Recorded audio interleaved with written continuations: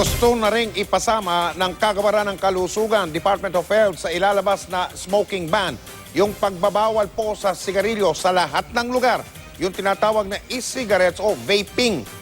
Kasi tulad ng sigarilyo, may masamang epekto rin daw sa kalusugan ng e-cigarettes. Nakatutok si Mark Salazar. Marami ang kaya raw gumagamit ng e-cigarette o vaping ay para raw kumawala na sa bisyo ng pagyoyosi. Pero sabi ng Department of Health, mali. Dahil pumapasok ka lang sa isa pang bisyo na hindi lang daw mas mahal, singsama rin daw ang epekto sa katawan. Naging gateway yung e-cigarette sa conventional smoking. So ultimately, mag-i-smoke ka pa rin despite the fact na e-cigarette na yung sinusunod. Nicotine rin daw ang isa sa maraming kemikal sa e-cigarette, kaya nakaka-addict rin.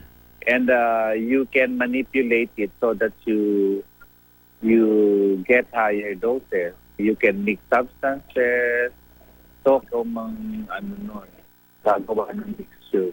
And before you know it, you're using other substances.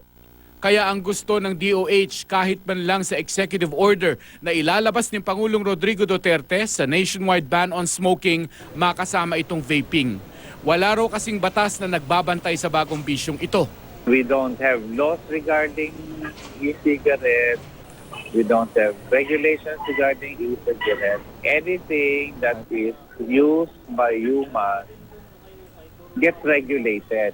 Sa pahayag ng Philippine E-Cigarette Industry Association o PESA, suportado raw nila ang paglalagay ng tamang lugar para sa mga vapor.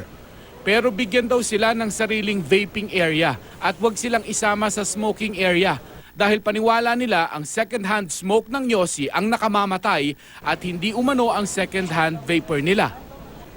Mark Salazar, Nakatutok, 24 Oras.